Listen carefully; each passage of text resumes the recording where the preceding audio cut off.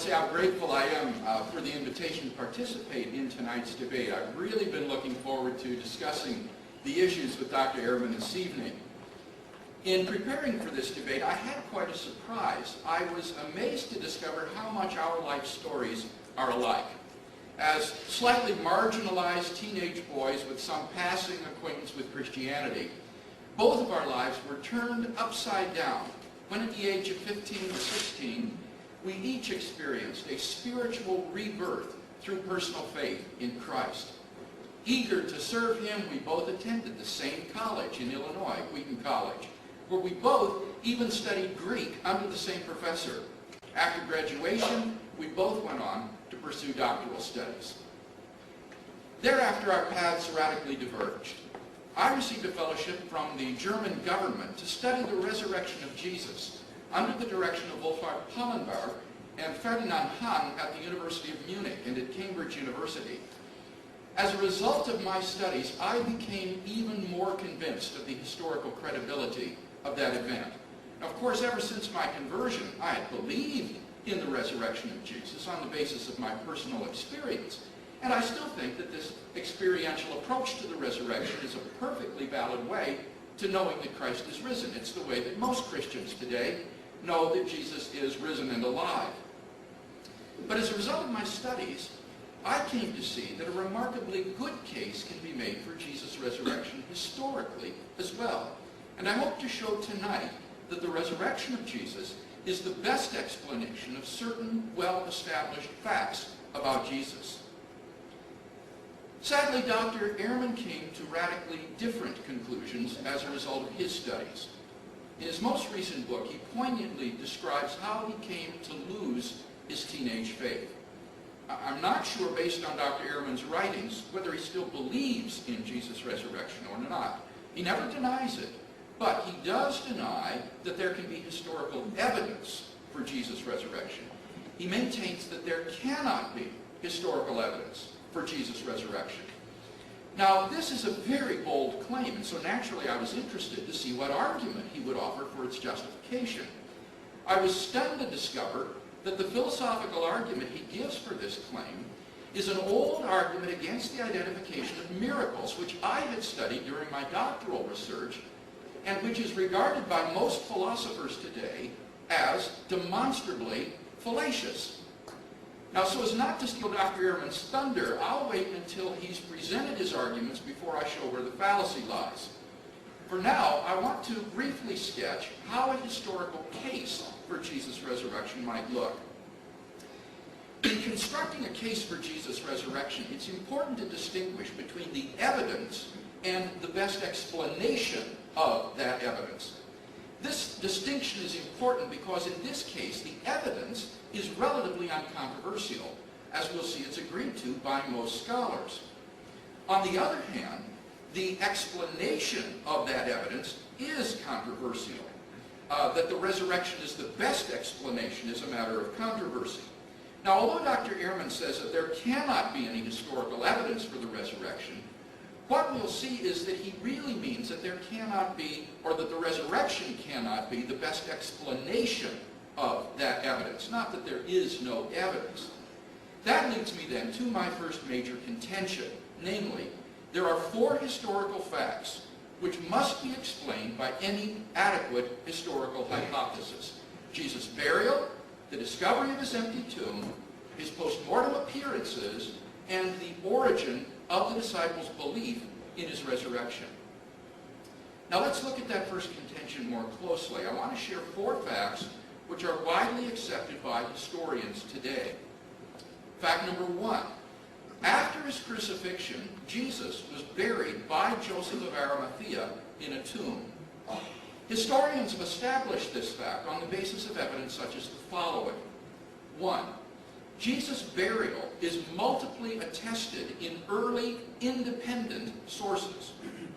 We have 4 biographies of Jesus by Matthew, Mark, Luke, and John, which have been collected into the New Testament, along with various letters of the Apostle Paul. Now, the burial account is part of Mark's source material for the story of Jesus' suffering and death. This is a very early source, which is probably based on eyewitness testimony, and which the commentator Rudolf Pesch dates to within 7 years of the crucifixion.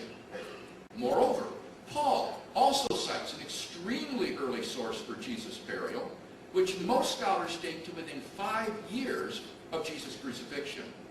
Independent testimony to Jesus' burial by Joseph is also found in the sources behind Matthew and Luke and the Gospel of John, not to mention the extra-biblical Gospel of Peter. Thus we have the remarkable number of at least 5 independent sources for Jesus' burial, some of which are extraordinarily early. 2. As a member of the Jewish Sanhedrin that condemned Jesus, Joseph of Arimathea is unlikely to be a Christian invention. There was an understandable hostility in the early church toward the Jewish leaders. In Christian eyes, they had engineered a judicial murder of Jesus. Thus, according to the late New Testament scholar Raymond Brown, Jesus' burial by Joseph is very probable, since it is almost inexplicable why Christians would make up a story about a Jewish Sanhedrist who does what is right by Jesus. For these and other reasons, most New Testament critics concur that Jesus was buried by Joseph of Arimathea in a tomb. According to the late John A.T. Robinson of Cambridge University, the burial of Jesus in the tomb is one of the earliest and best attested facts about Jesus. Fact number 2. On the Sunday after the crucifixion, Jesus' tomb was found empty by a group of his women followers. Among the reasons which have led most scholars to this conclusion are the following. 1. The empty tomb is also multiply attested by independent early sources.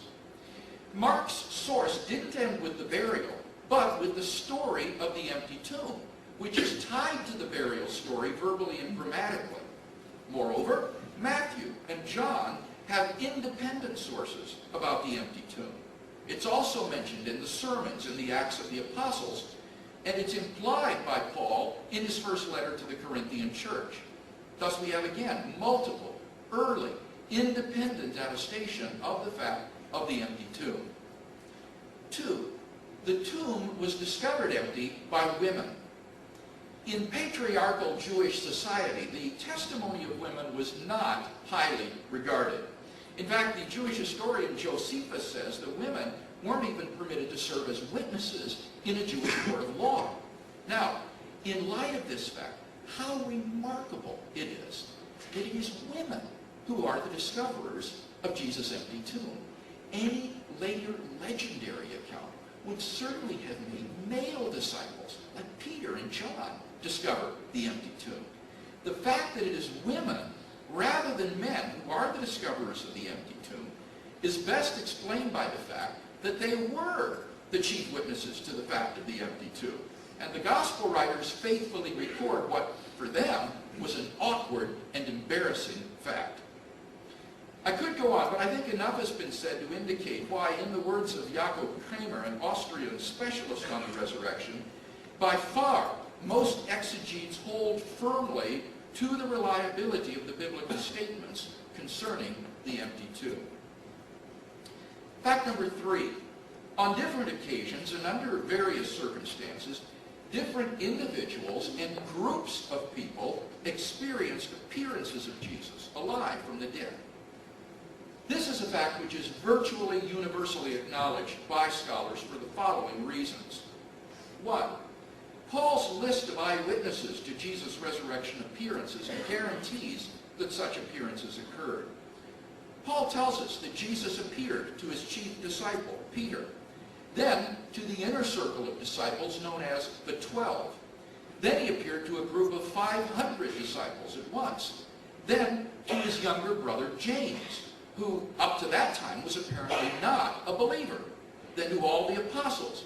Finally, Paul adds, he appeared also to me, at the time when Paul was still a persecutor of the early Jesus movement.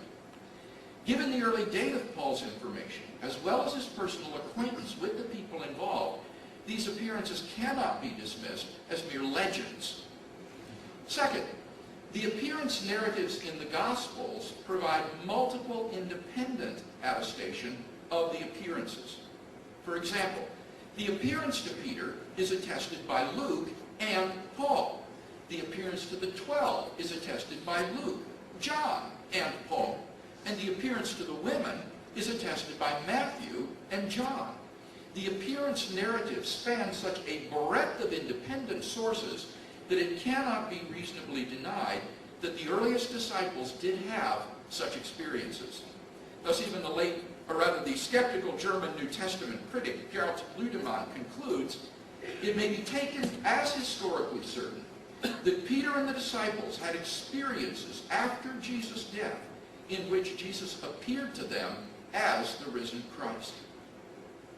Finally, fact number 4, the original disciples suddenly and sincerely came to believe that Jesus was risen from the dead despite their having every predisposition to the contrary.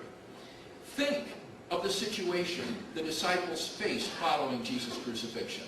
Number 1, their leader was dead. And Jewish messianic expectations had no idea of a Messiah who, instead of triumphing over Israel's enemies, would be shamefully executed by them as a criminal. 2, Jewish beliefs about the afterlife precluded anyone's rising from the dead to glory and immortality before the general resurrection of the dead at the end of the world. Nevertheless, the original disciples suddenly came to believe so strongly that God had raised Jesus from the dead that they were willing to die for the truth of that belief. But then the obvious question arises. What in the world caused them to believe such an un-Jewish and outlandish thing? Luke Johnson, a New Testament scholar at Emory University, muses, some sort of powerful, transformative experience is required to generate the sort of movement earliest Christianity was. And N.T. Wright, an eminent British scholar, concludes, that is why, as an historian, I cannot explain the rise of early Christianity unless Jesus rose again, leaving an empty tomb behind him. In summary, there are 4 facts agreed upon by the majority of scholars: Jesus' burial, the discovery of his empty tomb, his post-mortem appearances, and the origin of the disciples' belief in his resurrection. Now, in his early published work, Dr. Ehrman expressed skepticism about these facts. He insisted that we cannot really affirm these facts. Why not? Well, he gave 2 reasons. First, he said, historians cannot say that a miracle probably occurred. But here he was obviously confusing the evidence for the resurrection with the best explanation of the evidence.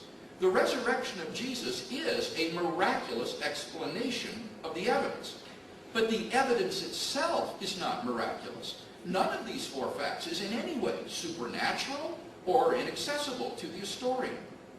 To give an analogy, did you know that after Abraham Lincoln was assassinated, there was actually a plot to steal his body as it was being transported by train back to Illinois? Now, the historian will obviously want to know whether this plot was foiled or not. Was Lincoln's body missing from the train? Was it successfully interred in the tomb in Springfield? Did his closest associates, like Secretary of War Stanton or Vice President Johnson, claim to have seen appearances of Lincoln alive after his death, and so on? These are questions any historian can investigate, and it's the same with the 4 facts about Jesus. But Professor Ehrman had a second reason why he thought the historian cannot affirm these facts. The gospel accounts of these events are hopelessly contradictory. But the problem with this line of argument is that it assumes 3 things. 1, that the inconsistencies are irresolvable rather than merely apparent. 2, that the inconsistencies lie at the heart of the narrative rather than just in the secondary peripheral details. And 3, that all of the accounts have an equal claim to historical reliability, since the presence of inconsistencies in a later, less reliable source does nothing to undermine the credibility of an earlier, more credible source. In fact, when you look at the supposed inconsistencies, what you find is that most of them, like the names and number of the women who visited the tomb, are merely apparent, not real. Moreover, the alleged consistencies are found in the secondary circumstantial details of the story and have no effect at all on the four facts as I have stated them. So most historians haven't been deterred by these sorts of objections. And in fact, Dr. Ehrman has himself come to rethink his position on these issues. Inconsistencies in the details notwithstanding, he now recognizes that we have solid traditions, not only for Jesus' burial, but also for the women's discovery of the empty tomb. And therefore, he says, we can conclude with some certainty that Jesus was in fact buried by Joseph of Arimathea in a tomb, and that 3 days later, the tomb was found empty. When I discovered that Professor Ehrman had reversed himself on this question, my admiration for his honesty and scholarly objectivity shot up. Very few scholars, once they've gone into print on an issue, have the courage to rethink that issue and admit that they were wrong. Dr. Ehrman's reversal of his opinion on these matters is testimony not merely to the force of the evidence for these four facts, but also to his determination to follow the evidence wherever it leads. What this means is that my first contention is not an issue of disagreement in tonight's debate. The whole debate will therefore turn upon Dr. Ehrman's response to my second contention, namely that the best explanation of these facts is that Jesus rose from the dead. This, of course, was the explanation that the eyewitnesses themselves gave, and I can think of no better explanation. The resurrection hypothesis passes all of the standard criteria for being the best explanation, such as explanatory power, explanatory scope, plausibility, and so forth.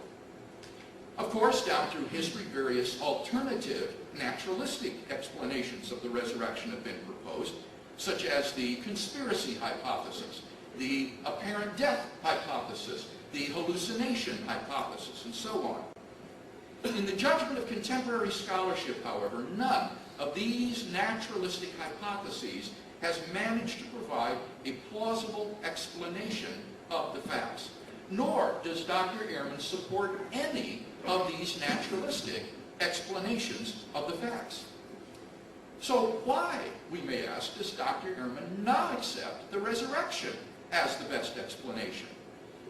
The answer is simple. The resurrection is a miracle.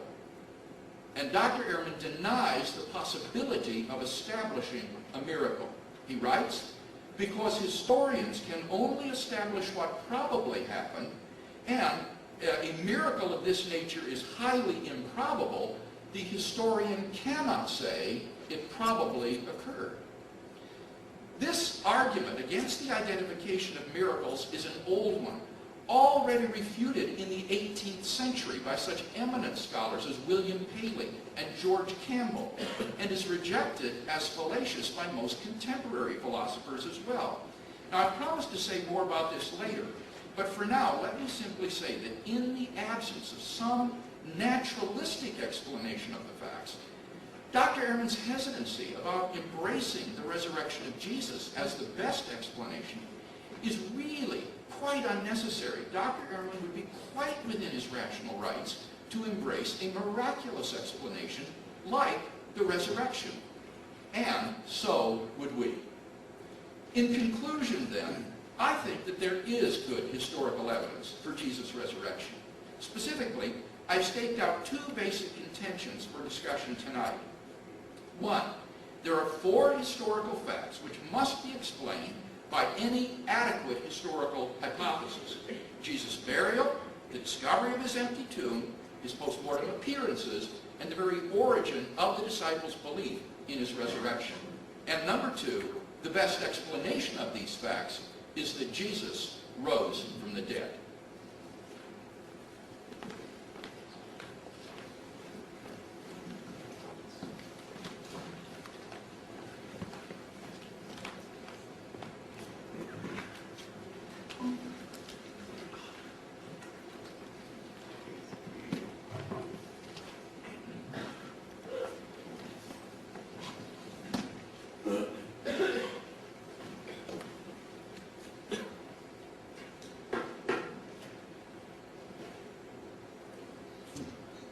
like to thank Bill for that highly impressive opening statement.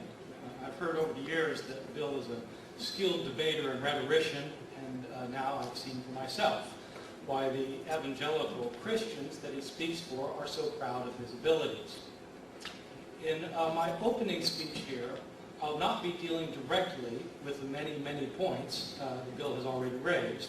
I'll instead lay out my own case, which, by the way, is not exactly the case that he said I was going to make, although there are some points of similarity. I'll lay out my own case, and in my next speech, I'll show why, in my opinion, the position that he has just staked out is so problematic. I want to say at the outset something similar to what he said at the beginning of his speech. I used to believe absolutely everything that Bill just presented. He and I went to the same evangelical Christian college, Wheaton, where these things are taught. Even before that, I went to a yet more conservative school, Moody Bible Institute, where Bible is our middle name. We were taught these things there even more avidly. I used to believe them with my whole heart and soul. I used to preach them and try to convince others that they were true. But then I began studying these matters, not simply accepting what my teachers had said, but looking at them deeply myself. I learned Greek and started studying the New Testament in the original Greek language. I learned Hebrew to read the Old Testament. I learned Latin, Syriac, and Coptic to be able to study the New Testament manuscripts and the non-canonical traditions of Jesus in their original languages. I immersed myself in the world of first century, reading non-Christian Jewish and pagan texts from the Roman Empire and before. And I tried to master everything written by a Christian from the first 300 years of the church. I became a historian of antiquity, and for 25 years now I have done my research in this area night and day. I'm not a philosopher like Bill. I'm a historian, dedicated to finding the historical truth. After years of study, I finally came to the conclusion that everything I had previously thought about the historical evidence of the resurrection was absolutely wrong. Let me begin by explaining in simple terms what it is that historians do. Historians try to establish, to the best of their ability, what probably happened in the past.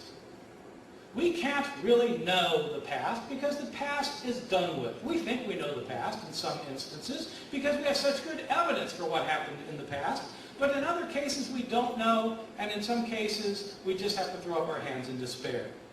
It is relatively certain that Bill Clinton won the election in 1996. It may be somewhat less clear who won the election next time.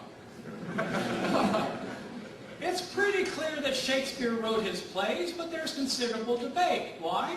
It was hundreds of years ago, and scholars come up with alternative opinions. It's probable that Caesar crossed the Rubicon, but we don't have a lot of eyewitness testimony.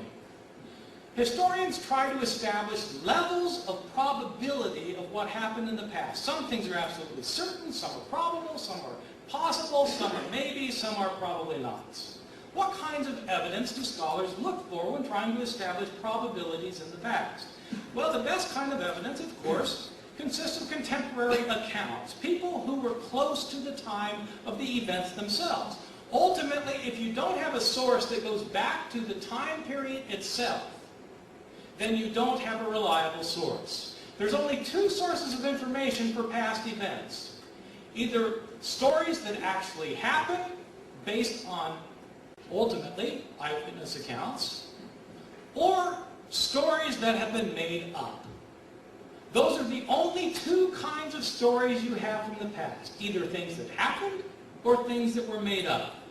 To determine which things are the things that happened, you want contemporary accounts, things that are close to the time of the events themselves, and it helps if you have a lot of these accounts. The more the merrier. You want lots of contemporary accounts, and you want these accounts to be independent of one another. You don't want different accounts to have collaborated with one another. You want accounts that are independently attesting the results. Moreover, even though you want accounts that are independent of one another, that have not collaborated. You want accounts that corroborate one another. Accounts that are consistent in what they have to say about the subject. Moreover, finally, you want sources that are not biased toward the subject matter. You want accounts that are disinterested. You want lots of them. You want them independent of one another, yet you want them to be consistent with one another. What do we have with the Gospels of the New Testament? Well, unfortunately, we're not as well off as we would like to be. We'd like to be extremely well off because the Gospels tell us about Jesus and they are our best sources for Jesus. But how good are they as historical sources? I'm not questioning whether they're valuable as theological sources or sources for religious information, but how good are they as historical sources? Unfortunately, they're not as good as we would like. The Gospels were written 35 to 65 years after Jesus' death. 35 or 65 years after his death, not by people who were eyewitnesses, but by people living later. The Gospels are written by highly literate, trained, Greek-speaking Christians of the second and third generation. They're not written by Jesus' Aramaic-speaking followers. They're written by people living 30, 40, 50, 60 years later. Where did these people get their information from? I should point out, in our Gospels, that the Gospels say they're written by Matthew, Mark, Luke, and John, but that's just in your English Bible. That's the title of these Gospels. But whoever wrote the Gospel of Matthew didn't call it the Gospel of Matthew. Whoever wrote the Gospel of Matthew simply wrote his Gospel, and somebody later said it's the Gospel according to Matthew. Somebody later is telling you who wrote it. The titles are later additions. These are not eyewitness accounts, so where did they get their stories from? After the days of Jesus, people started telling stories about him in order to convert others to the faith. They were trying to convert both Jews and Gentiles. How do you convert somebody to stop worshiping their gods to start worshiping Jesus? You have to tell stories about Jesus. So you convert somebody on the basis of the stories you tell.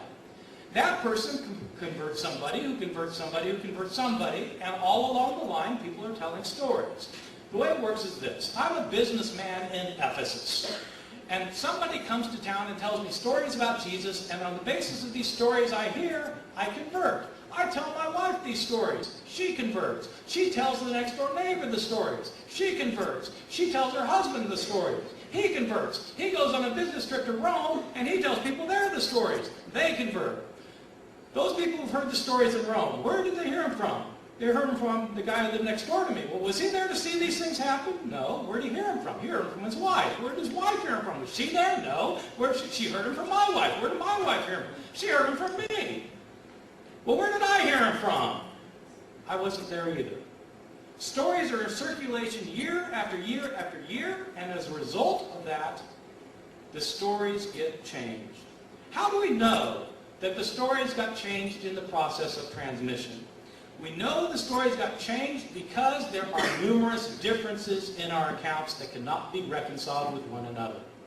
You don't need to take my word for this. Simply look yourself. I tell my students that the reason we don't notice there's so many differences in the Gospels is because we read the Gospels horizontally. We read them vertically, from top to bottom. You start at the top of Mark, you read through it to the bottom. You start at the top of Matthew, you read it to the bottom, sounds a lot like Mark. Then you read Luke, top to bottom, sounds a lot like Matthew and Mark. Read John, a little bit different, sounds about the same.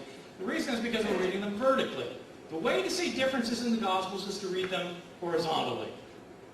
Read one story in Matthew and the same story in Mark and compare your two stories and see what you come up with.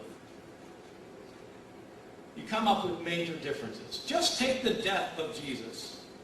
What day did Jesus die on? And what time of day?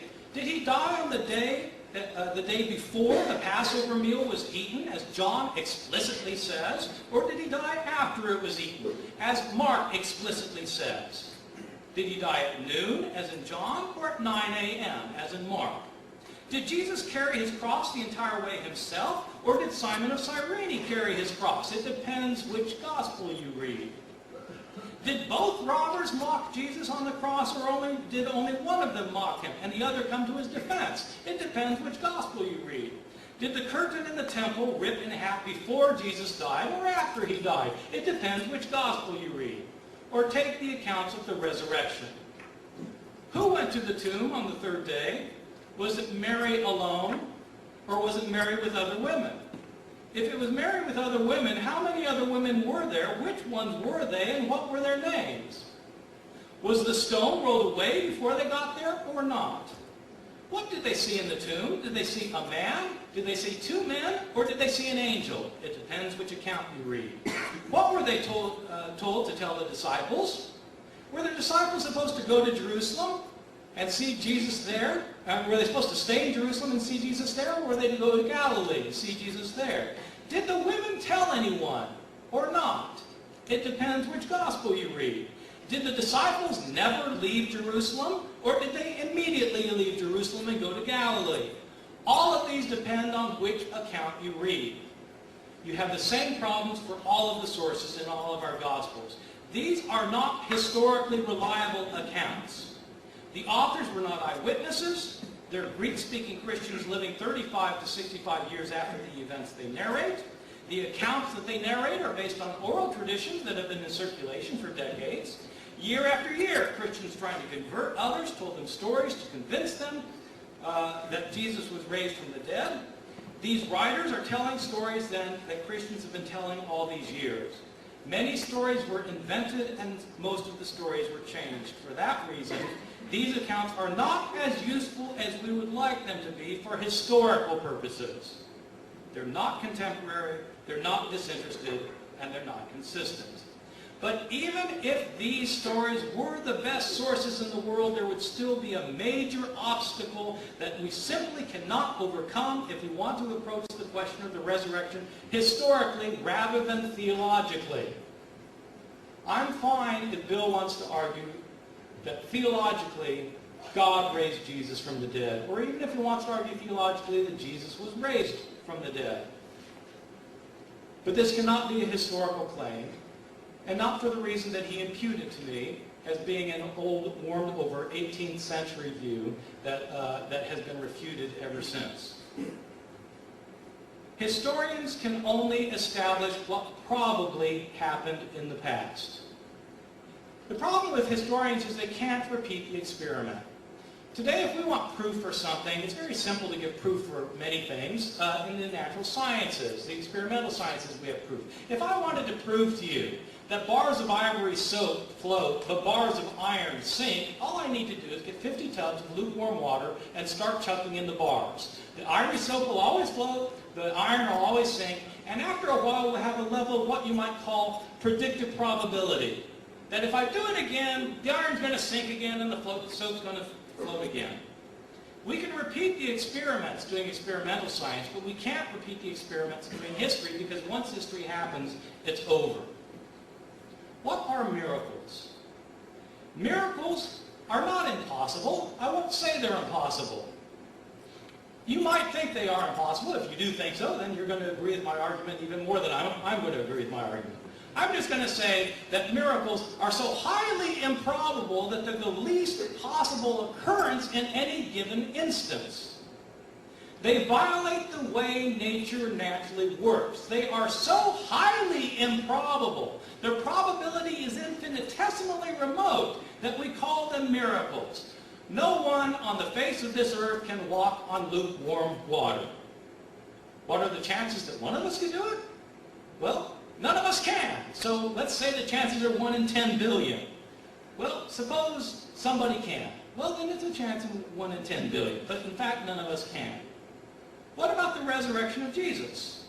I'm not saying it didn't happen, but if it did happen, it would be a miracle. The resurrection claims are claims that not only did Jesus' body come back to life, it came back to life never to die again. That's a violation of what naturally happens. Every day, time after time, millions of times a year. What are the chances of it happening? Well, it'd be a miracle. In other words, it'd be so highly improbable that we can't account for it by natural means. A theologian may claim that it's true. And to argue with the theologian, we'd have to argue on theological grounds. Because there are no historical grounds to argue on. Historians can only establish what probably happened in the past, and by definition, the miracle is the least probable occurrence. And so, by the very nature of the canons of historical research, we can't claim historically that a miracle probably happened. By definition, it probably didn't. And history can only establish what probably did. I wish we could establish miracles, but we can't. It's no one's fault. It's simply that the canons of historical research do not allow for the possibility of establishing the probable, the least probable of all occurrences. For that reason, Bill's 4 pieces of evidence are completely irrelevant. There cannot be historical probability for an event that defies probability, even if the event did happen. The resurrection has to be taken on faith, not on the basis of proof. Let me illustrate by giving you an alternative scenario of what happened to explain the empty tomb. I don't believe this. I don't think it happened this way. But it's more probable than a miracle happened, because a miracle, by definition, is the least probable occurrence. So let me give you a theory, just one I dreamt up. I could dream up 20 of these that are implausible, but are still more plausible than a resurrection. Jesus gets buried by Joseph of Arimathea. 2 of Jesus' family members are upset that an unknown Jewish leader has buried the body. In the dead of night, these 2 family members raid the tomb, taking the body off to bury it for themselves. But Roman soldiers on the lookout see them carrying the shrouded corpse through the streets. They confront them and they kill them on the spot. They throw all 3 bodies into a common burial plot where within 3 days these bodies are decomposed beyond recognition. The tomb then is empty. People go to the tomb, they find it empty. They come to think that Jesus was raised from the dead. And they start thinking they've seen him because they know he's been raised because his tomb is empty. This is a highly unlikely scenario. But you can't object that it's impossible to have happened because it's not. People did raid tombs. Soldiers did kill civilians on the least pretext. People were buried in common graves left to rot. It's not likely, but it's more likely than a miracle, which is so unlikely that you have to appeal to supernatural intervention to make it work. This alternative explanation I've given you, which again is not one that I believe, is at least plausible. And it's historical as opposed to Bill's explanation, which is not a historical explanation. Bill's explanation is a theological explanation. The evidence that Bill himself doesn't see his explanation as historical is that he claims that his conclusion is that Jesus was raised from the dead. Well, that's a passive. Was raised. Who raised him? Well, presumably God. This is a theological claim about something that happened to Jesus. It's about something that God did to Jesus. But historians cannot presuppose belief or disbelief in God when making their conclusions. Discussions about what God has done are theological in nature. They're not historical. Historians, I'm sorry to say, have no access to God. The canons of historical research are by their very nature restricted to what happens here, on this earthly plane. They do not and cannot presuppose any set beliefs about the natural realm. I'm not saying this is good or bad. It's simply the way historical research works. Let me give you an analogy. It's not bad that there can be no mathematical proof for the existence of an anti-Semitic polemic in the Merchant of Venice. Mathematics is simply irrelevant to purely literary questions. So too, historical research cannot lead to theological claims about what God has done. To sum up, the sources we have are not as good as we would like. They're written many decades after the fact by people who were not there to see these things happen, who have inherited stories that have been changed in the process of transmission. These accounts that we have of Jesus' resurrection are not internally consistent. They're full of discrepancies, including the accounts of his death and his resurrection. But there's a problem of miracle. It's not the philosophical problem of miracle discussed in the 17th and 18th centuries. It's a historian's problem of miracle. Historians cannot establish miracle as the most probable occurrence, because miracles, by their very nature, are the least probable occurrence. Thank you.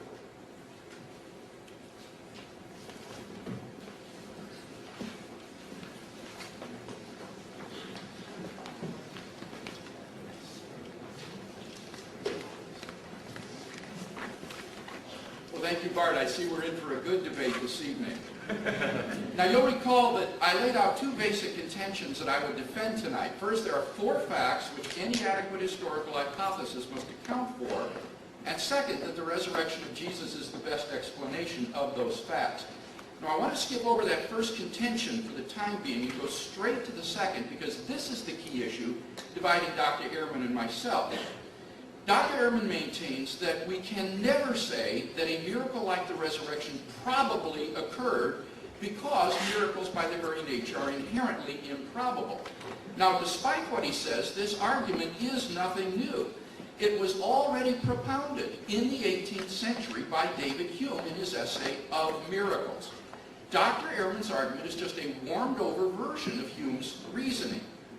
Now, what do contemporary philosophers think of Hume's argument against the identification of miracles? Well, let me introduce you to another Ehrman, John Ehrman, professor of philosophy of science at the University of Pittsburgh. This Professor Ehrman is not a Christian. In fact, he's an agnostic. He doesn't even believe God exists. Nevertheless, you see what he thinks of Hume's argument. It's not merely a failure, it is an abject failure. That is to say, it is demonstrably, irremediably, hopelessly fallacious. Let me explain why. When we talk about the probability of some event or hypothesis A, that probability is always relative to a body of background information, B. So we speak of the probability of A on B, or of A with respect to B. So, in order to figure out the probability of the resurrection, let B stand for our background knowledge of the world apart from any evidence for the resurrection. Let E stand for the specific evidence for Jesus' resurrection, the empty tomb, post-mortem appearances, and so on. Finally, let R stand for Jesus' resurrection. Now, what we want to figure out is the probability of Jesus' resurrection given our background knowledge of the world and the specific evidence in this case. Now, probability theorists have developed a very complicated formula for calculating probabilities like this. And I'm going to walk you through it one step at a time so that you'll be able to get it. The first factor that we need to consider is the probability of the resurrection on the background knowledge alone.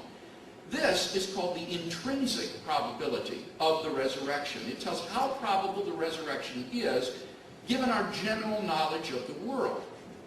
Next, we multiply that by the probability of the evidence given our background knowledge and the resurrection. This is called the explanatory power of the resurrection hypothesis.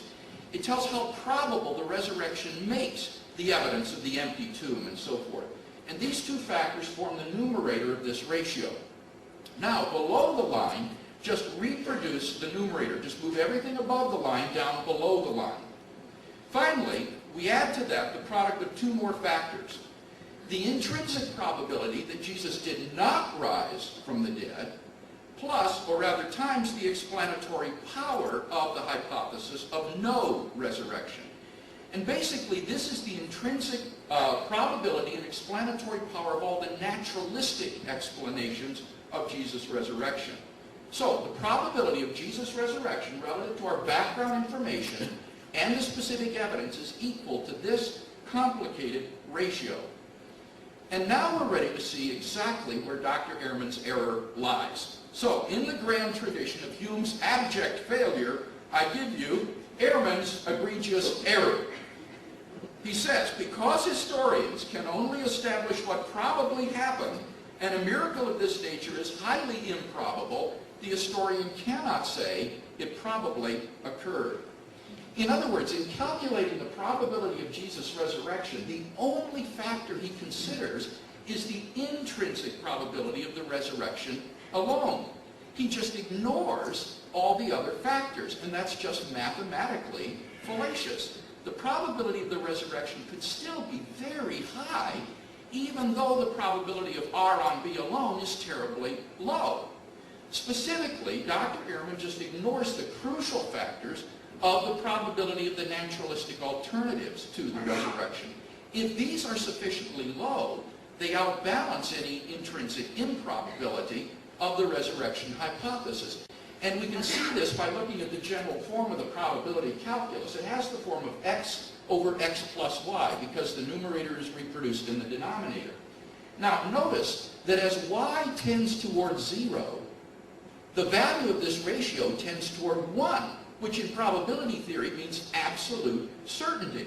So what is really crucial here is the probability of y, which represents the intrinsic probability and explanatory power of those naturalistic alternatives to Jesus' resurrection. So Dr. Ehrman can't just ignore these or present fanciful hypotheses. In order to explain that the resurrection is improbable, he needs not only to tear down all of the evidence for the resurrection, but he needs to erect a positive case of his own in favor of some naturalistic alternatives. But that's not all. Notice that Dr. Ehrman just assumes that the probability of the resurrection on our background knowledge is very low. But here I think he's confused. What, after all, is the resurrection hypothesis? It is the hypothesis that Jesus rose supernaturally from the dead. It is not the hypothesis that Jesus rose naturally from the dead. That Jesus rose naturally from the dead is fantastically improbable. But I see no reason whatsoever to think that it is improbable that God raised Jesus from the dead. In order to show that that hypothesis is improbable, you'd have to show that God's existence is improbable. But Dr. Ehrman says that the historian cannot say anything about God. Therefore, he cannot say that God's existence is improbable. But if he can't say that, neither can he say that the resurrection of Jesus is improbable. So Dr. Ehrman's position is literally self-refuting. But it gets even worse. There's another version of Dr. Ehrman's objection which is even more obviously fallacious than Ehrman's egregious error, and I call it Bart's blunder. Here it is. Since historians can establish only what probably happened in the past, they cannot show that miracles happened, since this would involve a contradiction, that the most improbable event is the most probable. In truth, there's no contradiction here at all, because we're talking about two different probabilities. The probability of the resurrection on the background knowledge and the evidence versus the probability of the resurrection on the background knowledge alone. And it's not at all surprising that the first may be very high, while the second might be very low. There's no contradiction at all. So in sum, Dr. Ehrman's fundamental objection against the resurrection hypothesis is demonstrably fallacious. Now, Hume had an excuse for his abject failure. The probability calculus hadn't yet been developed in his day.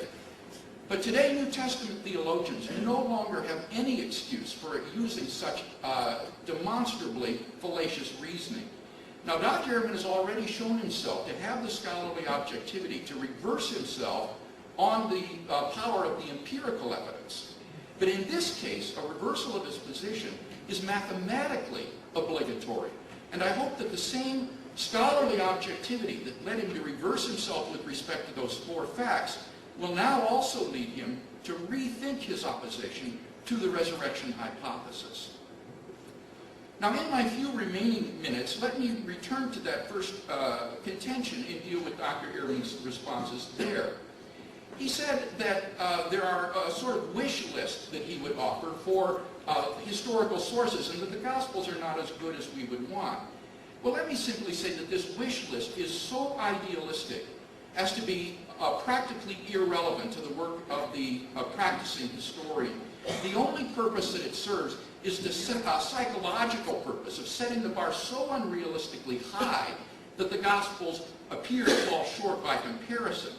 In fact, however, no sources for ancient history measure up to this wish list. And the New Testament documents, I think, do fulfill 4 out of the 6 in his list unproblematically, and the other 2 partially. So the real question is, not are they as good as we would like, but are they good enough to establish those 4 facts? And they certainly are. What about all the inconsistencies? Well, remember I said you'd have to show 3 things to put this argument through. First, that they're irresolvable. Second, that they lie at the heart of the narrative rather than in the details, which in fact they do. And thirdly, you'd have to show that all of the documents are on equal claimed historical credibility, since inconsistencies in a later, less reliable source doesn't undermine an earlier, more credible source. So I don't think that really he's shown that these things, these inconsistencies, invalidate the narratives. In fact, when you look at them, the Gospels all agree that Jesus of Nazareth was crucified in Jerusalem by Roman authority during the Passover feast, having been arrested and convicted on charges of blasphemy by the Jewish Sanhedrin, and then slandered before the Roman governor Pilate on charges of treason. He died within several hours and was buried Friday afternoon by Joseph of Arimathea in a tomb, which was sealed with a stone. Certain women followers of Jesus, including Mary Magdalene, who is always named, having observed his interment, visited his tomb early on Sunday morning, only to find it empty. Thereafter, Jesus appeared alive from the dead to his disciples, including Peter, who then became proclaimers of the message of his resurrection. All 4 Gospels attest to all of those facts. More details could be added simply by including facts mentioned in 3 of the Gospels, 3 out of the 4. And as I say, the bottom line is that Dr. Ehrman himself admits now, since 2003, that despite the inconsistencies, these 4 facts are historical. In fact, N.T. Wright, at the end of his massive study of the resurrection narratives, states that the empty tomb and appearances have a historical probability which is so high as to be virtually certain, like the death of Augustus in AD 14 or the fall of Jerusalem in AD 70. That is incredible. So I think that the debate really isn't over these facts. The question is the best explanation of the facts. And the objection that Professor Ehrman offers is not the objection of a historian. This is not a historical argument. This is a philosophical argument which is based upon a misunderstanding of the probabilities involved. Once that is cleared up, I see no reason at all why one cannot infer on the basis of the historical evidence that Jesus of Nazareth rose from the dead.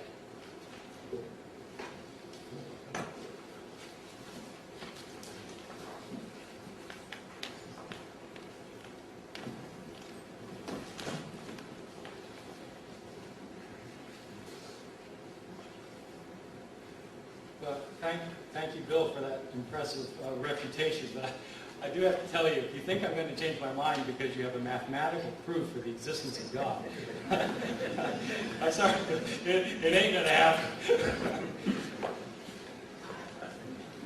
Well, okay, so I'm sorry I have only 12 minutes for refutation. I need about 3 hours, as I imagine Bill does, too. Let me say again that I respect Bill's personal belief that Jesus was raised from the dead, but I find that his claim that this can be historically proven to be dead wrong. I'm going to break my response down into 4 dubious aspects of Bill's presentation, giving examples instead of trying to be exhaustive and covering the waterfront. First, Bill makes dubious use of modern authorities.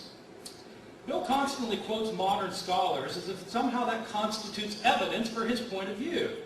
As Bill himself knows, the fact that the majority of New Testament scholars would agree with his 4 points is not proof that they are right.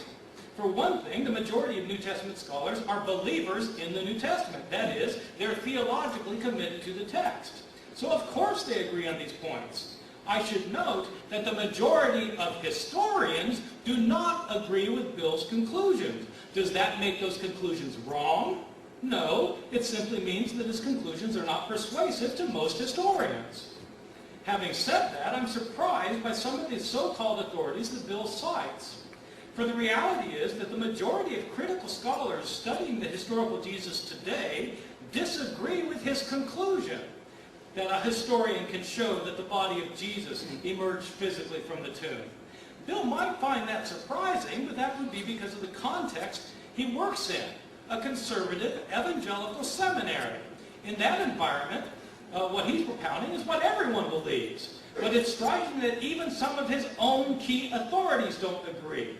He quotes a number of scholars whom I consider to be friends and acquaintances, and I can tell you, they don't agree with his views. Does that make him wrong?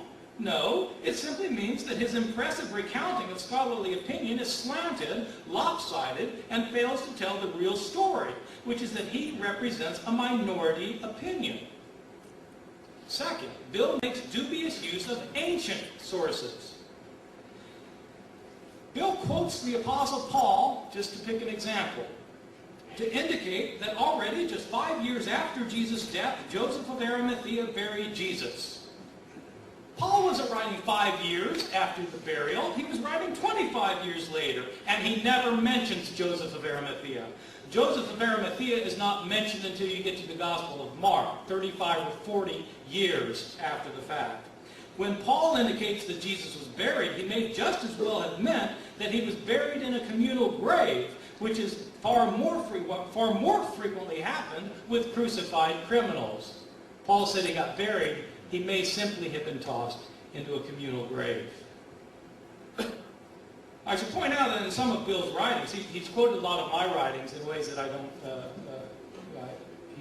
he's taking things out of context, as I'll show in a few minutes, because what he's saying I've changed my mind to, I don't agree with. But in his own writings, he indicates that Mark has a sparse narrative of Jesus being buried, and since it's an unembellished narrative, as he calls it, it's more likely then to be historical. I want to know if he still thinks that an unembellished tradition is more likely to be historical. Because if that is true, then I want him to tell us whether he thinks that Matthew's more embellished tradition is unhistorical. This is comparable to his comment a few minutes ago that the earliest traditions all agree on something, so we don't have to worry about the later ones. Well, then tell us. Do you think that the later ones are unhistorical? Third, Bill makes dubious claims and assertions. For example, Bill asserts that the story of the women going to the tomb would never have been invented by the early Christians. I should point out, Paul never mentions the women at the tomb, only the later Gospels, Mark and following. But here the problem is one that's typical of much of Bill's position. His claim does not take seriously the nature of our sources. Anyone intimate with Mark's Gospel would have no difficulty at all seeing why, 35 years after the event, he or someone in his community might have invented the story.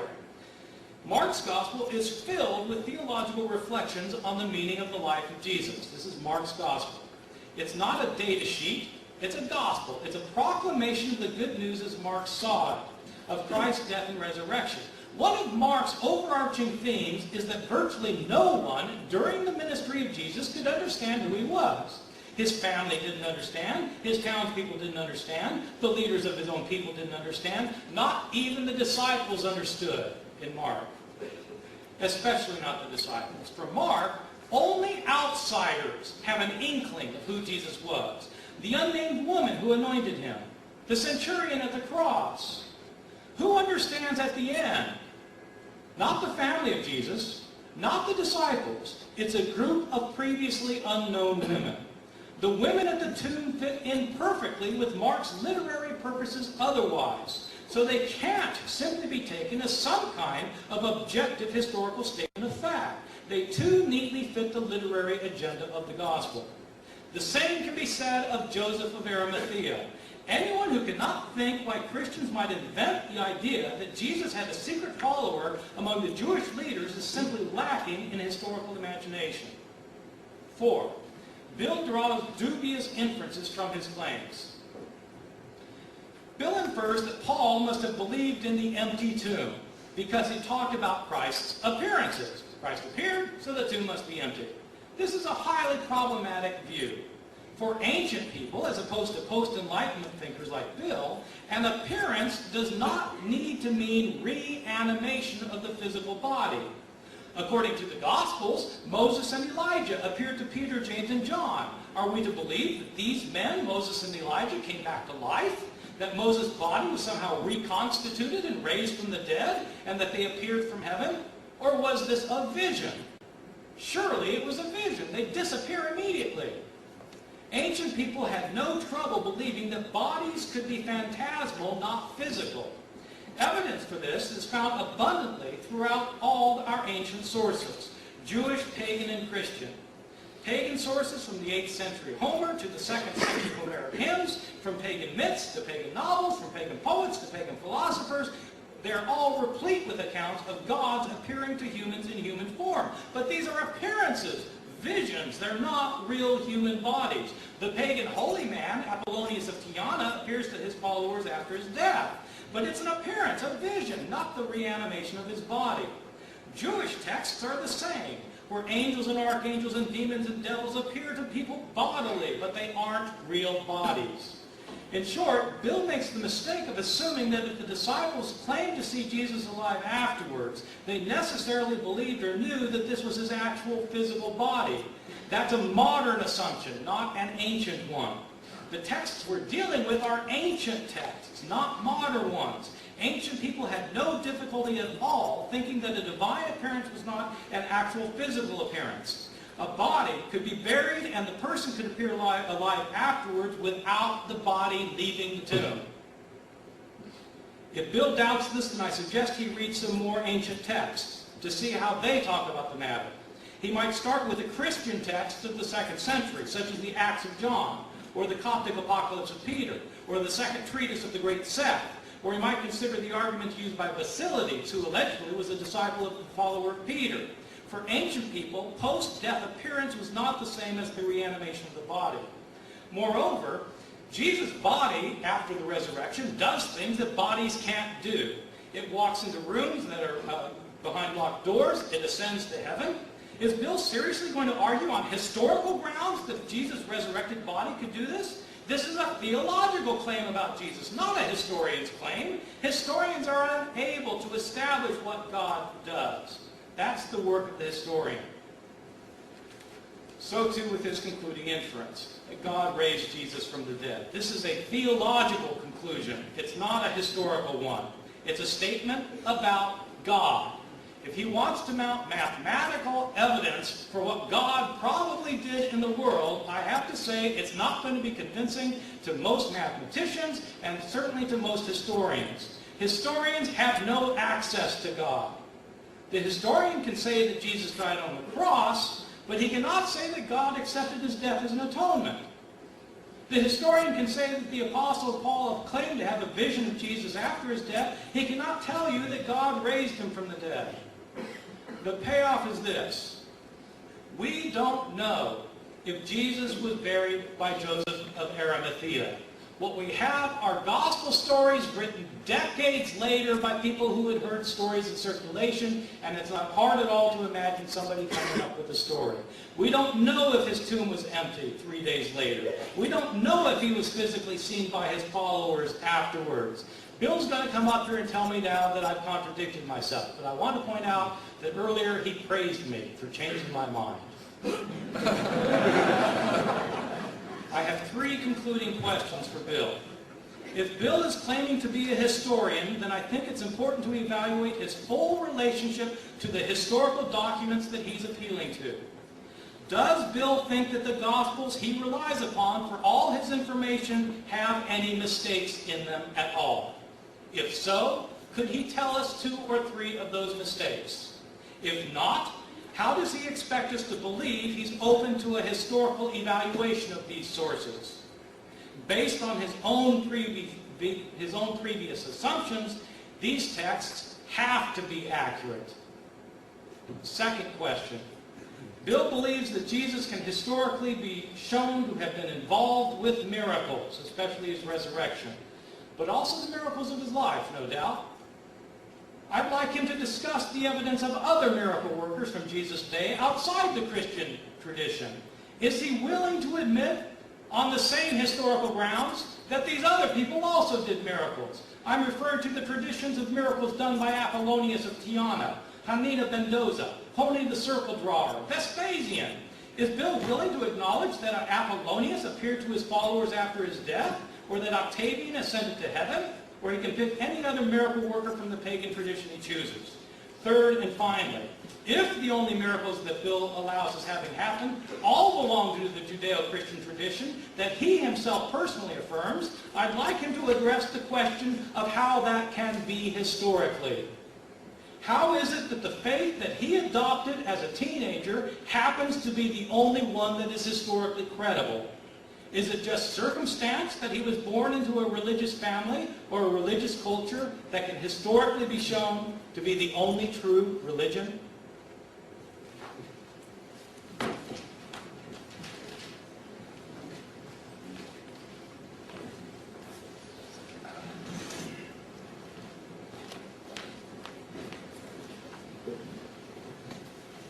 Now, in that last speech, I think we heard a great deal of bluster, but there was, I think, a marked note of absence, or of substance. Let me turn first to that first contention about the four facts: the burial, the empty tomb, the appearances, and the origin of the Christian faith. Now, here, Dr. Ehrman says, I have dubious use of modern authorities. I agree that the citation of modern authorities doesn't prove anything in and of itself. That's why I gave the arguments under each of the 2 points. He has to deal with the arguments.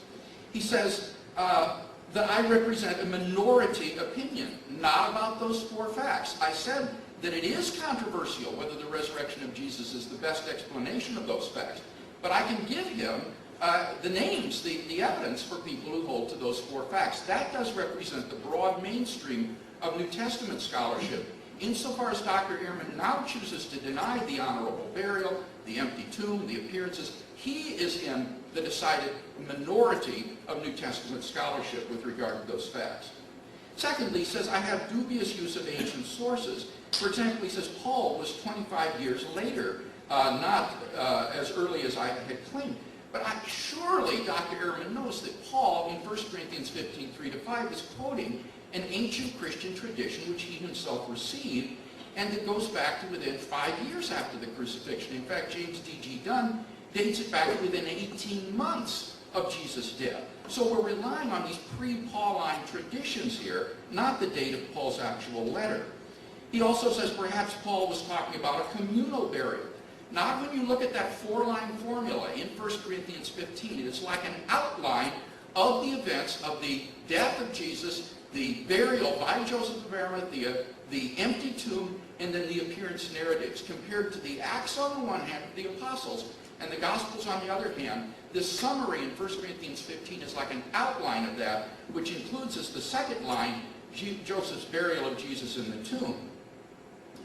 Dr. Ehrman also says that is it true that unembellished narratives are more likely to be historical? I would say yes, that this is what his own wish list included, that the earlier the narrative, the better. Similarly, less embellished has a better claim to historical credibility. Third, he said I make dubious assertions. For example, the women at the tomb, he says they're placed there by Mark because they are paradigmatic outsiders. That's nonsense. These women are followers of Jesus, particularly Mary Magdalene is one of the disciples of Jesus. So you can't explain why they would appear in the narratives because of that. Moreover, as I said, this is independently attested. So he's assuming Mark is the only source. But we've got at least 5 independent sources for the empty tomb story and the women's involvement there. So that simply won't work. Same with Joseph of Arimathea. I'm not inferring it on the basis of Paul. We have multiple independent sources for Joseph's involvement with the burial. And Dr. Ehrman himself uses that criteria over and over again in his own work on the historical Jesus to establish historicity. He says then, number 4, that I draw dubious inferences. For example, that because Paul says Jesus appeared, therefore there is an empty tomb. I never made such an inference, either tonight or in my written work. Rather, in my written work, my argument was that when Paul says, and he was buried, and he was raised, no first-century Jew would wonder, but was the body still in the grave? For a first-century Jew, it is the remains of the person in the tomb that are raised to new life. Jewish belief in the afterlife was a physical belief in the resurrection of the body, or the remains, primarily the bones. And that's why Jews preserve the bones of the dead in ossuaries for the resurrection at the end of the world. So it is that 4-line formula that implies the existence of an empty tomb, and no first-century Jew could have thought otherwise. But certainly, just saying that Jesus appeared doesn't in and of itself mean that it was physical. But notice that Paul did distinguish between the resurrection appearances of Jesus and mere visions of Jesus. And I would challenge Dr. Ehrman to give any explanation of the difference between a vision of Jesus, such as, say, Stephen saw, and a genuine resurrection appearance of Jesus, which soon ceased, other than the fact that the ones were extramental in the external world, physical, where the others, the visionary ones, are purely intramental. So the bottom line, I think, is that Dr. Ehrman has not been able to invalidate any of the arguments that I've given for those four facts. They are all established by the very criteria that Dr. Ehrman uses in his own work: multiple attestation from independent early sources and the criterion of dissimilarity, or better, embarrassment. Now, what about that second contention, that the resurrection of Jesus is the best explanation? He didn't respond to my argument other than to just say, in a sort of hand-waving way, that there's no mathematical evidence for what God does in the world. And of course, that wasn't my point. My point was that he cannot say that the resurrection is improbable simply because miracles are improbable relative to the background information. You've got to look at the full scope of the probability calculus, and he has failed to do so. In particular, his view is self-contradictory because he says the historian can't make judgments about God. And if that's the case, then he cannot say the resurrection is improbable, because the resurrection is the hypothesis that God raised Jesus from the dead.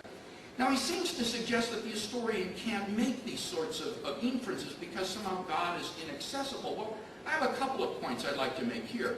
First, you don't need to have direct access to your explanatory entities in your hypotheses. Think of contemporary physics, for example. Contemporary physics posits all sorts of reality to which the scientist has no direct access. Strings, higher dimensional membranes, even parallel universes which are causally disconnected from ours. But they postulate such unobservable entities on the basis of the evidence that we have as the best explanation.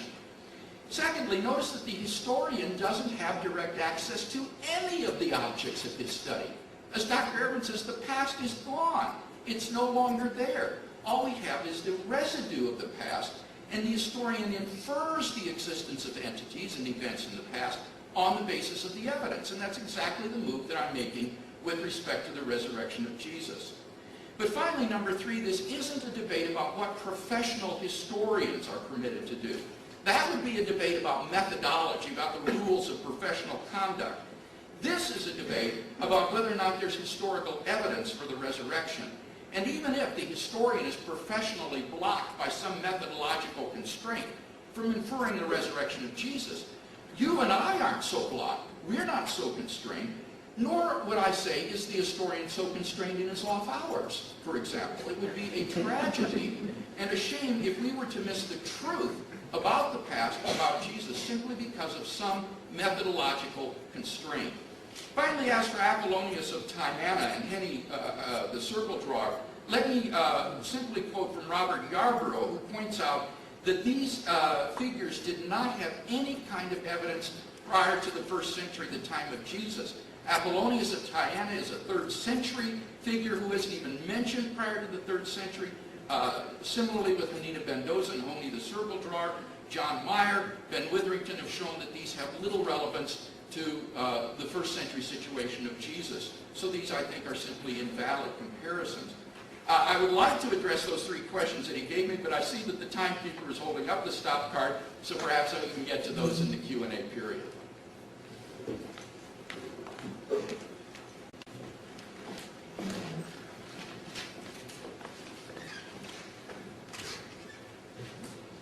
I'd like somebody to shoot the timekeeper.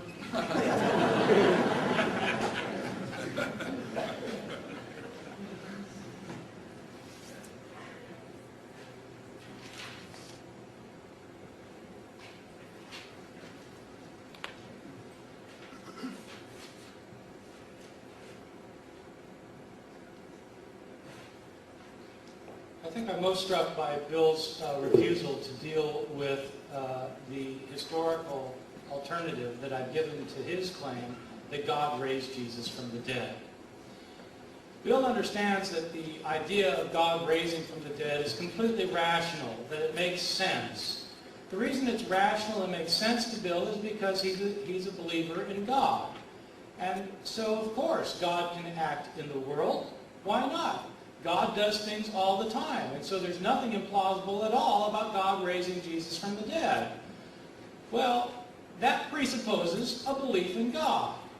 Historians can't presuppose belief in God. Historians can only work with what we've got here among us. People who are historians can be of any theological persuasion. They can be Buddhists, they can be Hindus, they can be Muslims, they can be Christians, they can be Jews, they can be agnostics, they can be atheists. And the theory behind the canons of historical research is that people of every persuasion can look at the evidence and draw the same conclusions. But Bill's hypothesis requires a person to believe in God. I don't object to that as a way of thinking. I object to that as a way of historical thinking, because it's not history, it's theology. Bill claims that the best explanation of his 4 facts is that there was a miracle that happened. Hume, in fact, was not talking about what I'm talking about. Hume was talking about the possibility of whether miracle happens. I'm not talking about whether miracle can happen. I don't accept Hume's argument that miracles can't happen.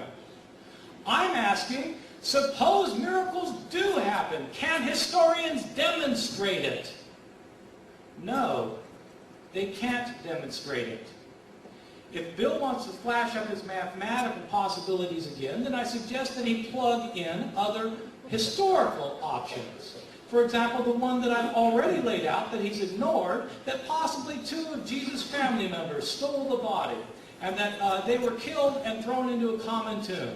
It probably didn't happen, but it's more plausible than the explanation that God raised Jesus from the dead. Let me give you another explanation, just off the top of my head from last night, sitting around thinking about it. You know, we have traditions from Syriac Christianity that Jesus' brothers, who are mentioned in the Gospel of Mark, one of whom was named Jude, were particularly close to Jesus, and that one of these brothers, Jude, otherwise known as Judas Thomas, was Jesus' twin brother. Now, I'm not saying this is right, but that is what Syrian Christians thought in the 2nd and 3rd centuries, that Jesus had a twin brother. How can he have a twin brother? Well, I don't know how he could have a twin brother, but that's what the Syrian Christians said. In fact, we have interesting stories about Jesus and his twin brother in a book called The Acts of Thomas, in which Jesus and his twin brother are identical twins. They look just alike, and every now and then, Jesus comes down from heaven and confuses people. When they've just seen Thomas leave the room, there he is again, and they don't understand. Well, it's because it's his twin brother showing up. Suppose Jesus had a twin brother. Nothing implausible. People have twins. After Jesus' death, Judas Thomas, like all others connected with Jesus, went into hiding and he escaped from Judea. Some years later, one of Jesus' followers saw Judas Thomas at a distance and he thought it was Jesus. Others reported similar sightings.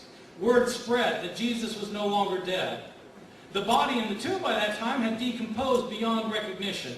The story became more widely accepted that Jesus had been raised from the dead, and in the oral traditions, more stories started up to be told about the event, including stories about them discovering an empty tomb. That's an alternative explanation. It's highly unlikely. I don't buy it for a second. But it's more likely than the idea that God raised Jesus from the dead, because it doesn't appeal to the supernatural, which historians have no access to. Bill did not deal with the inconsistencies that I pointed out among our accounts.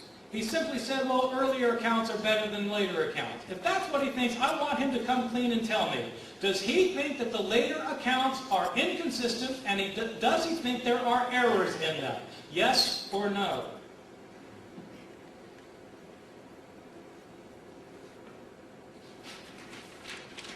Bill admits that unembellished accounts are more likely to be historical accounts. If that's what he thinks, I want him to answer my question, yes or no. Does that mean that the embellished accounts of the Gospels are not historical? You see, he can't have it both ways. He can't say that unembellished accounts like Mark's burial scene are probably historical because they're unembellished, and then say that John's account, which is embellished, is also historical. If both embellished and unembellished accounts are equally historical, then the criterion has no weight that says that unembellished accounts are more likely to be historical. He asks, why would the women appear at the tomb? I made an argument for why Mark, or one of his community, may have invented the women. His response is, well, Mary Magdalene was a follower of Jesus. Well, Mary Magdalene's very popular these days, since everybody's read the Da Vinci Code, and if you haven't, it came out in paperback today. For the two of you who haven't read it yet. Well, yes, Mary Magdalene was a follower of Jesus. But his own argument was that nobody would invent the women because they were marginalized. Because men didn't think highly of women. My response is that's precisely why Mark would invent the tradition. Because in Mark's gospel, it's the marginalized who understand who Jesus is. It's not the male disciples. That's why you have the story of the women discovering the tomb. Bill claims that no first century Jew would doubt that the body was missing from the grave if Jesus appeared. My only suggestion is that he reads more first century Jewish sources, because it simply isn't true. I'll give you one. Read the second apocalypse, read the Coptic Apocalypse of Peter, a book that is thoroughly infused with Jewish views of the world, in which there is no doubt at all that the author understands that the body of Jesus was not located in just one place, but could be three places at once, and that the physical body wasn't the only body Jesus had, that he also had a phantasmal body. Bill, of course, didn't answer my questions, and maybe in the question-and-answer period he will do so. If he is claiming to be a historian using these sources as historical sources, I want to know, does he think there can be mistakes in them? If he doesn't think there can be mistakes in them, then I want to know how he can evaluate them as historical sources, as a critical historian. He claims that Honi the Serpadar and Hanina Mendoza and Apollonius and Tiana, by the way, are 3rd century people. They were not 3rd century people. They were people who lived in the days of Jesus. My final point is a very simple one. Even if we want to believe in the resurrection of Jesus, that belief is a theological belief. You can't prove the resurrection. It's not susceptible to historical evidence. It's faith. Believers believe it and take it on faith, and history cannot prove it.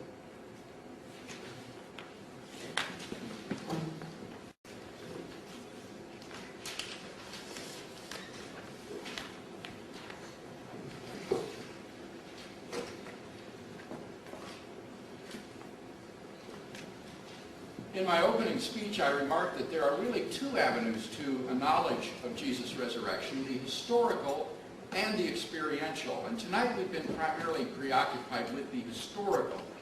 I've argued first that there are 4 historical facts which any adequate historical hypothesis must account for, and that second, the best explanation of those facts is that Jesus rose from the dead. Now, I don't think that we've seen any of those 4 facts refuted today. The majority of scholars, in fact, do agree with the arguments that I gave for Jesus' honorable burial by Joseph of Arimathea, for the fact that the tomb was found empty, for the appearances of Jesus to various individuals and groups, and for the origin of the disciples' belief in Jesus' resurrection.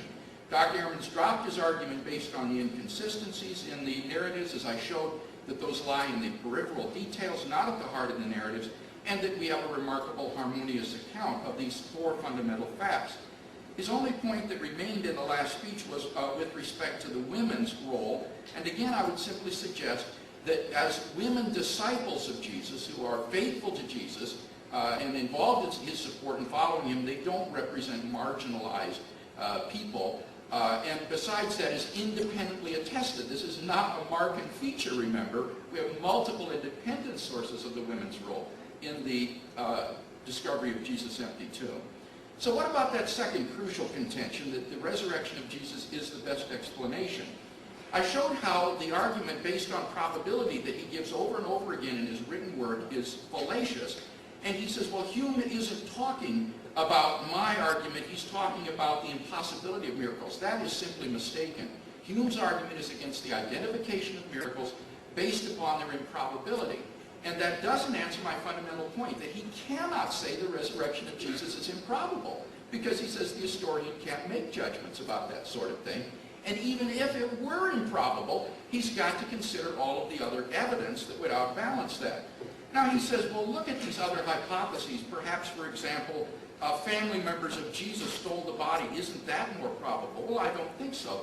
Notice there's no motive in that case for stealing the body. The family members of Jesus didn't believe in him during his lifetime. Nobody else other than Joseph and his servants and the women disciples even knew where the body had been interred. The time was insufficient for such a conspiracy to be hatched and launched between Friday night and Sunday morning. Also, the grave clothes in the tomb disprove the hypothesis of tomb robbery. Nobody would undress the body before taking it away. His conspiracies like this always come to light. His Roman guards would have been happy to inform the Jewish leaders of what had happened. And this hypothesis can't explain either the appearances of Jesus nor the origin of the Christian belief in his resurrection. So for all those reasons, that's an improbable hypothesis. By contrast, I don't think he's shown any improbability in saying God raised Jesus from the dead. All he says is that this appeals to God and that historians can't infer God. But remember, I gave three responses to that. First, as in physical science, you don't have to have direct access to explanatory entities in order to infer them. Secondly, the historian's whole project is dealing with the inaccessible past, where you have to infer things based on present evidence, even though you don't have direct access. And thirdly, this isn't a debate about what historians can do professionally. It's a debate about whether there's historical evidence for Jesus' resurrection and the conclusions that we can draw. And even if a professional historian can't draw that conclusion in a historical journal or a classroom, he can draw it when he goes home to his wife. And we can draw it if we think that the evidence is best explained in that way too. In short, I don't think that there's any good reason for thinking that the historical evidence for the resurrection of Jesus is not best explained by the resurrection.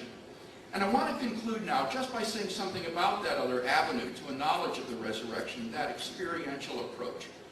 You see, if Christ is really risen from the dead, as the evidence indicates, then that means that Jesus is not just some ancient figure in history or a picture on a stained glass window. It means that he is alive today and can be known experientially. For me, Christianity ceased to be just a religion or a code to live by when I gave my life to Christ and experienced a spiritual rebirth in my own life. God became a living reality to me. The light went on where before there was only darkness, and God became an experiential reality, along with an overwhelming joy and peace and meaning that he imparted to my life.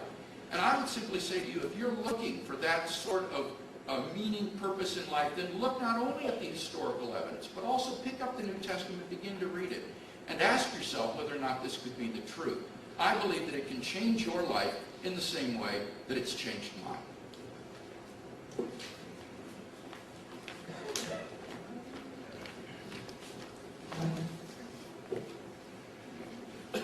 Well, I appreciate very much the personal testimony, Bill. I do think, though, that what we've seen is that Bill is at heart an evangelist who wants people to come to share his belief in Jesus, and that he's trying to disguise himself as a historian as a means to that end. I appreciate that, but it's not just whether a professional historian can argue something. It's whether history can be used to demonstrate claims about God. I have, in fact, disputed the four facts that he continually refers to. The burial by Joseph of Arimathea, I've argued, could well be a later invention. The empty tomb also could be a later invention. You don't have a reference to it in Paul. You only have it later in the Gospels. The appearances of Jesus may just as well have been visions of Jesus as they were physical appearances of Jesus, because people did and do have visions all the time. And an earlier point that Bill made, that the disciples were all willing to die for their faith. I didn't hear one piece of evidence for that. I hear that claim a lot, but having read every Christian source from the first 500 years of Christianity, I'd like him to tell us what the piece of evidence is that the disciples died for their belief in the resurrection. Bill went on to talk about why, in fact, my scenario doesn't work. He says it's more implausible that the family members stole the body than it would be to say that God raised Jesus from the dead. Why? They'd have no motive. Well, in fact, people act for all sorts of motives, and motive is one of the most difficult things to establish historically. Maybe his family wanted him to be buried in the family tomb. No one knew where he was buried, he says. Well, that's not true. In fact, the Gospels themselves says the women watched from afar, including his mother. There wasn't enough time for this to happen. It happened that night. How much time does one need? It doesn't explain the grave clothes. Well, the grave clothes are probably a later legendary embellishment. It can't explain the appearances of Jesus. Yes, people have visions all the time. Once people come to believe Jesus' tomb is empty, they come to believe he's raised from the dead, and they have visions. I'm not saying I think this happened. I think that it's plausible. It could have happened. It's more plausible than the claim that God must have raised Jesus from the dead. That is not the most possible, probable historical explanation. You will have noticed that Bill had 5 more minutes to answer my questions, and he's refused to answer my questions, and one might ask why. Let me conclude by telling you what I really do think about Jesus' resurrection. The one thing we know about the Christians after the death of Jesus is that they turned to their scriptures to try and make sense of it. They had believed Jesus was the Messiah, but then he got crucified, and so he couldn't be the Messiah. No Christian, no Jew prior to Christianity thought that the Messiah was to be crucified. No Jew prior to Christianity thought that the Messiah was to be crucified. The Messiah was to be a great warrior, or a great king, or a great judge. He's to be a figure of grandeur and power, not somebody who's squashed by the enemy like a mosquito. How could Jesus, the Messiah, have been killed as a common criminal? Christians turned to their scriptures to try and understand it, and they found passages that refer to the righteous one of God suffering death. But in these passages, such as Isaiah 53, and Psalm 22, and Psalm 69, the one who is punished or who is killed is also vindicated by God. Christians came to believe their scriptures that Jesus was the righteous one and that God must have vindicated him. And so Christians came to think of Jesus as one who, even though he had been crucified, came to be exalted to heaven, much as Elijah and Enoch had in the Hebrew scriptures. How then is Jesus the Messiah, though, if he's been exalted to heaven? Well, Jesus must be coming back soon to establish the kingdom. He wasn't an earthly Messiah, he's a spiritual Messiah. That's why the early Christians thought the end was coming right away in their own lifetime. That's why Paul taught that Christ was the first fruit of the resurrection. But if Jesus is exalted, he's no longer dead. And so Christians started circulating the story of his resurrection. It wasn't 3 days later they started circulating that story. It might have been a year later, maybe 2 years. 5 years later, they didn't know when the stories had started. Nobody could go to the tomb to check. The body had decomposed. Believers who knew that he'd been raised from the dead started having visions of him. Others told stories about these visions of him, including Paul. Stories of these visions circulated. Some of them were actual visions like Paul. Others of them were stories of visions like the 500 who repeatedly saw him. On the basis of these stories, narratives were constructed and circulated, and eventually we got the Gospels of the New Testament written 30, 40, 50, 60 years later.